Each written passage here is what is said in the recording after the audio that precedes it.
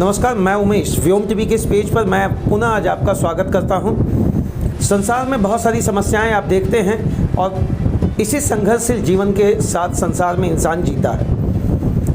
ऐसे तो आज तक लंबे समय से मैं इंटरव्यू सेशन में बहुत सारे लोगों का मैंने इंटरव्यू आपके पास रखा है। आज मैं पर्सनली एक निजी इंटरव्यू आपके पास रख रहा हूँ। हमारे सबसे रोल मॉडल या जिसको प्रेरणादायक जिनको कहा जाता है, हमारे पिता आज हमारे साथ है, श्री रामचंद्र विश्वकर्मा जी। सबसे पहले तो हम लोग उनका अपने चैनल पे स्वागत करेंगे। धन्यवाद, आपके चैनल पर हम हैं। कितना उम्र हो गया आपका? 81 ईयर्स। 81 ईयर्स हो गया।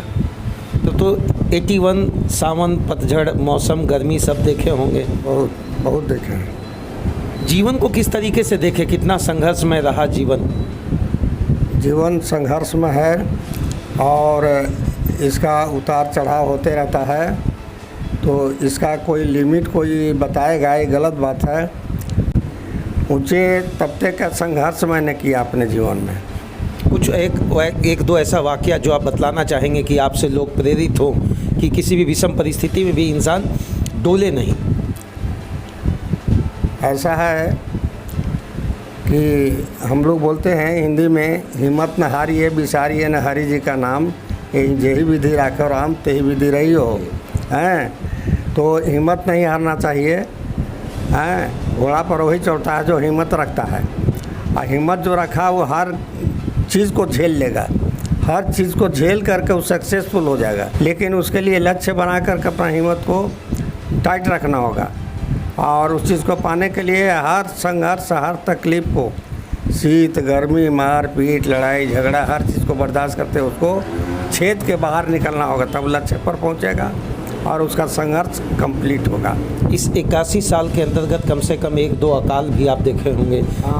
बिहार में पड़ा या अपने देश में भी ऐसा बहुत विषम परिस्थिति, किस तरीके से वो सब चीज़ से निकले? अब 66 के अकाल में हमने देखा है कि इतनी तकलीफ़ हुआ लोगों को कि द्वाब देश में आदमी को आदमी खाने लगा, समझे।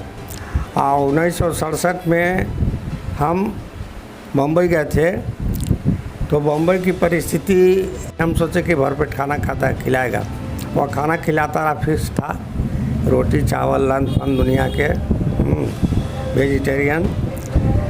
तो चावल इतनी छोटी सी कटोरी में दिया था, जो हम लोग को वैसा कटोरी सुगा के पिंजड़ा में भी नहीं रहता है, बहुत छोटा सा से बना हुआ चावल मुश्किल से 5 ग्राम होगा, मुश्किल से 5 ग्राम। तो हम सेलर को बुलाया कि भैया चावल कुछ दो ना, हमरे और पैसा ले लो जो।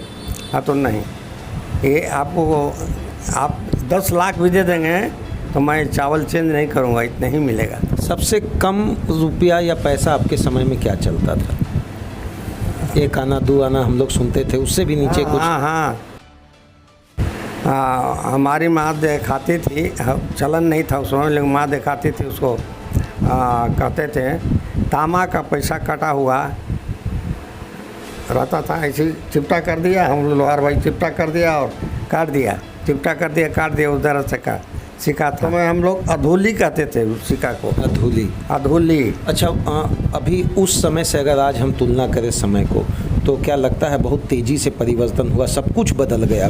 खान पान, कपड़ा, रहन सहन, सोच, सब कुछ बदला है। हाँ बदला है, सब कुछ बदला है, बहुत कुछ बदला है। हम लोग एक मलेशिया पैंट और कमीज हाफ पहन करके स्कूल जाना, उसी से शादी बारात में जाना, उसी से बाज़ार जाना, उसी से ड्यूटी जाना, एक ही कपड़ा से। हाफ पैंट खाकी का उस समय बहुत चलता था, और अकाल के टाइम में कोटा से कपड़ा मिलता रहा। उस कपड़ा में 20 पैसा मीटर, कहीं मीटर नहीं था उस समय, गज था। 20 पैसा गज, 8 आना गज, 2 आना गज, ही पैसा।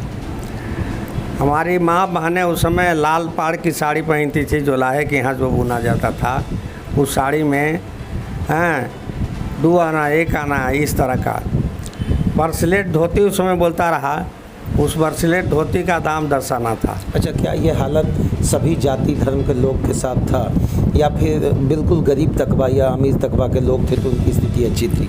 ना ये करीब 60% गरीब तबके के साथ था। अब 40% में रोज़गार, बिजनेसमैन, कोलेरी प्रोपराइटर हुए, ज़मींदार हुए, ये सब थे। तो बहुत मतलब जैसे बाज़ार जाते थे। अब अपनी मैं कहानी करता हूँ कि मैं जब टाटा कंपनी में बहाल हुआ तो 105 रुपये मेरा तलब था महीना। 30 दिन का 105 रुपया। 30 साल का ये बात कह रहे हैं आप? एक 1964 की बात कर रहे हैं। 1964 में 30 दिन में 100 कितना बताए? 105 रुपया। 105 रुपया। कितना घंटा काम करना पड़ता था? हमारा तो ड्यूटी गजब किस्म का था। ढुके तो 8 घंटा, लेकिन जैसे जैसे प्रमोशन हुआ, कैश में गए, बिल में गए, लोडिंग में गए, या इसके बाद इंचार्ज हो गए, तो इंचार्ज हुए तो हमको तो 24 घंटा ड्यूटी अलर्ट रहना पड़ता था। खिड़की पर हम रहते थे हमेशा। टाटा में काम करके अक्सर आदमी कहता है कि एक ऐसी कंपनी है जिसका तुलना हम किसी भी भारत के दूसरी कंपनी से नहीं कर सकते। एक वर्कर के रूप में, एक एम्प्लॉय के रूप में आप टाटा को किस तरीके से देखते हैं?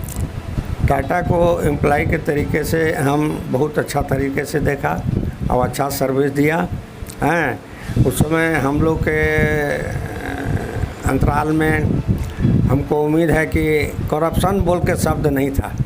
टाटा में घूसखोरी ये सब बिल्कुल नहीं? करप्शन नहीं था, लेकिन आज की तुलना अगर लेते हैं तो करप्शन और उतार चढ़ाव इतना हो गया है कि समझे नहीं आता है कि इतना परिवर्तन कैसे हो। अच्छा, टाटा में आप काम किए, सबसे पहला कोई एक ऐसा नेता का नाम बताइए उस समय जो हर आदमी का दिल पे राज करते थे। उस समय नेता मतलब हमको लगता था एक परिवार जैसे हुआ करते थे। कोई एक ऐसे नेता जिनका नाम आज भी आपके दिमाग और जहन में है? हाँ, तो उसमें दास गुप्ता बोल करते थे। दास गुप्ता एनटीसी के धनबाद में नेता थे, समझे। और ए.के. राय तो निस्वार्थ भाव की भावना थी, लेकिन उनकी कहानी मैं कहना नहीं चाहता हूँ ना, और कहूँगा भी नहीं। लेकिन निस्वार्थ भाव से कि पेंशन भी नहीं लिए, तलब भी नहीं लिए, गवर्नमेंट मजदूरों के लिए बहुत कुछ किए। और विपक्षी दल जो बोला जाता है तगड़ा ना, वो ए.के. राय ही थे उस समय नेता में। मैंने ये आप मान रहे हैं कि ए.के. राय जैसा नेता झारखंड के किसी कोने में आज दिखने नहीं जा रहा? नहीं है। अपना नज़दीकी नेता रामोतार सिंह, गोकुलानंद सिंह, ये सब थे, समझे कि नहीं। अच्छा, एक दमदार कोई ऐसे ऑफिसर का नाम बताइए जो आप इतना लंबा साल 35 से 40 साल काम किए, वो आज भी याद हैं, लगता है कहीं मिले तो उसी तरह का मेल मिलाप हो सकता है, वैसे कोई ऑफिसर का नाम? ऐसे तो बहुत ऑफिसर हैं, हमसे मिलने के लिए भाईचारा ही हुआ। कभी भी उनको ऑफिसर नहीं समझा और नहीं हमको कोई वर्कर समझे। जैसे अभी हैं, अभी जीएम हैं टाटा कंपनी का, तो देखिए नाम नहीं आ, रजौरिया साहब हैं कि जाएँ तो हमको गेट पर गए थे आगे बार हम कार्ड बनाने मेडिकल, तो उनसे मिलना चाहा तो चपरासी बोला कि देखिए अभी इसमें है, मीटिंग में है, नहीं बात आपसे करेंगे। हम कि आप ज़रा सा कह दीजिएगा कि विश्वकर्मा उगाए हैं तो उठ के चलाएँगे गेटवा के बाहर, अपने उठिए। इतना कदरशील थे। और उतना ही नहीं। अच्छा, एक मोदी जी करके भी कोई थे क्या? बहुत फेमस थे। हाँ, उसी मोदी टाटा कंपनी का, आप सुन लीजिए, हम बायोडाटा बोल रहे हैं। नौशेरवान जी, वो 1839 में जन्म लिए, समझे, 3 मार्च को जी। और 1904 में 14 मई को जर्मन में मर गए, 65 वर्ष का था। उनको टाटा कंपनी 1868 में स्थापना किए, शुरुआत काम का।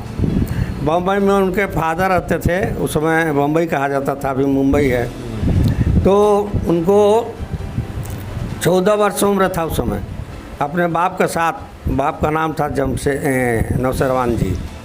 नौशेरवान जी के साथ वो काम हाथ बटाने लगे।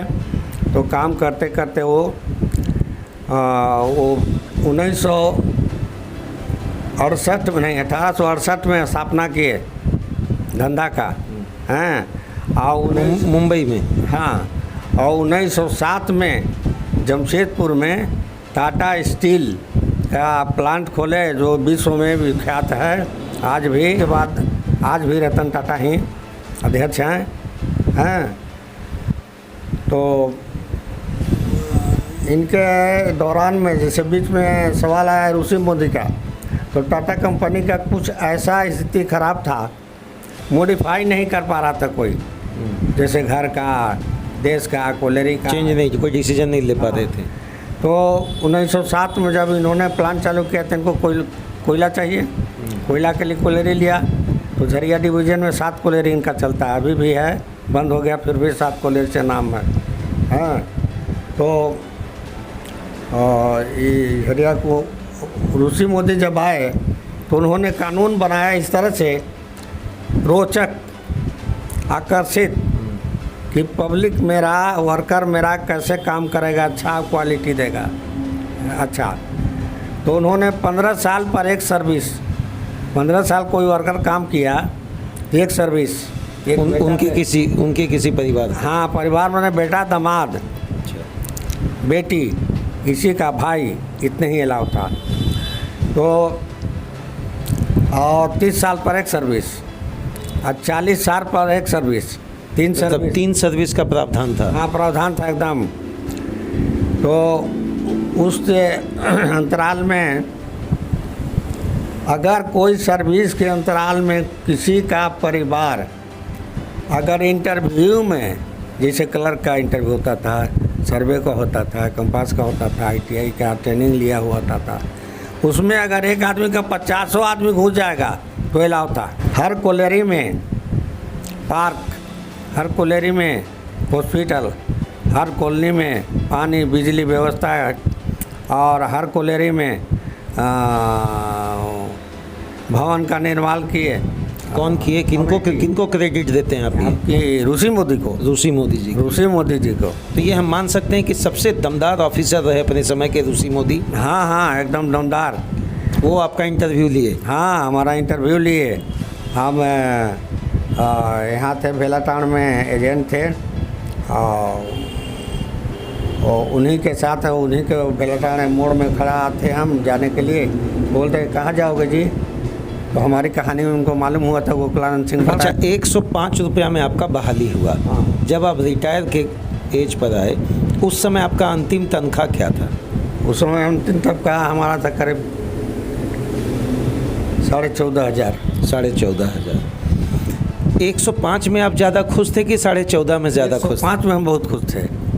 105 में हम 5 रुपये लेके शाम बाज़ार जाते थे, शाम बाज़ार बगल में है, और 8 गो झोला रहता था, एक साइकिल 20 इंची। 5 रुपया में 8 झोला? 8 झोला हैं, 8 झोला। सब्जी, चावल, आटा, सत्तू, तेल, मसाला, हर चीज़ ले आते थे, मुरही, हर चीज़ ले आते थे। हाँ। अच्छा, और ये बताइए, उस दौरान आदमी देखा जाता था संयुक्त परिवार को मैनेज करके लेके चलता था, भाई, भतीजा, फूफा, मामा, काका, चाचा सब एक जगह रहते थे। आज समाज बड़ा तेज़ी से बदला है, एक घर में 2, 3, 4 परिवार भी रहना नहीं चाहते हैं। उसका कारण क्या है, ये 81 वर्ष के अंतर्गत जो आप अनुभव किए? इसका कारण है standard of living. Standard of living इतना चेंज हो गया।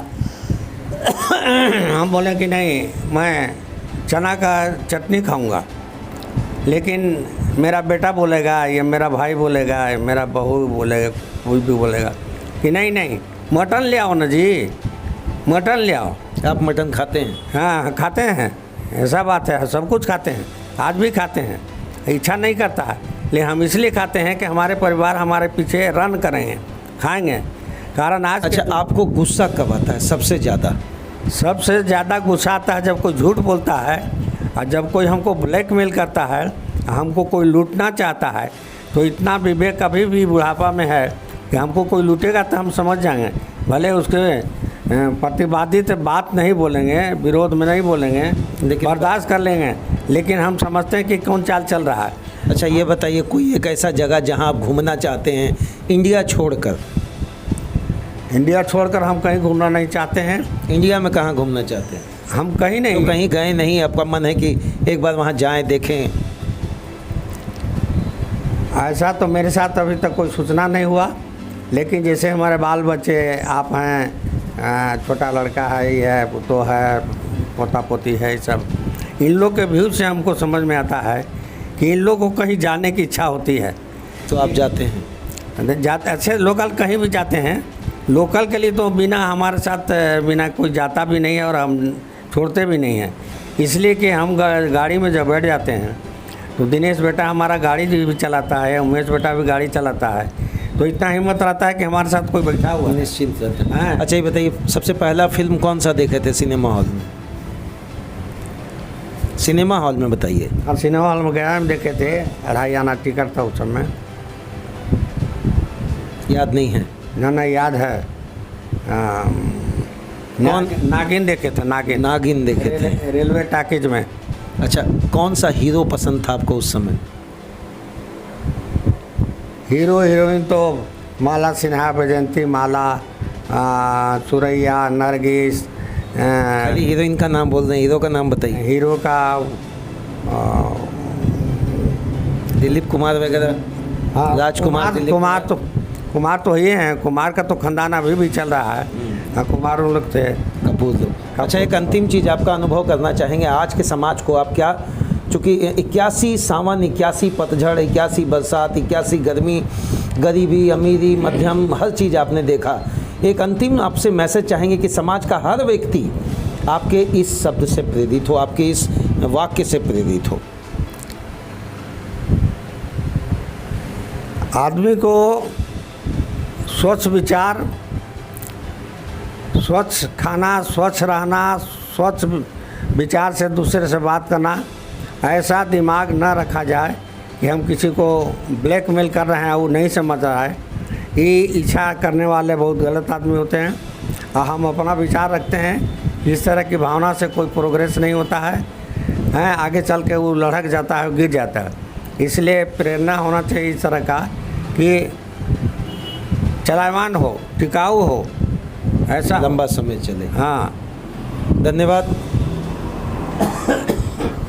यूँ तो देखिए, सामाजिक, आर्थिक, राजनीतिक स्तर पर बहुत सारा इंटरव्यू हमने अपने लाइफ में चलाया, लेकिन आज जो इंटरव्यू हम अपने ही पिता का जो लिए, इनके अनुभव को आपके साथ साझा किए। इन्होंने 81 एज अपना बताया है, और इस 81 एज के अंतर्गत जिस तरीके का जोश, जुनून और जज्बा ये रखते हैं, मुझे लगता है आज के समाज के लिए प्रेरणा भरा चीज़ रहेगा।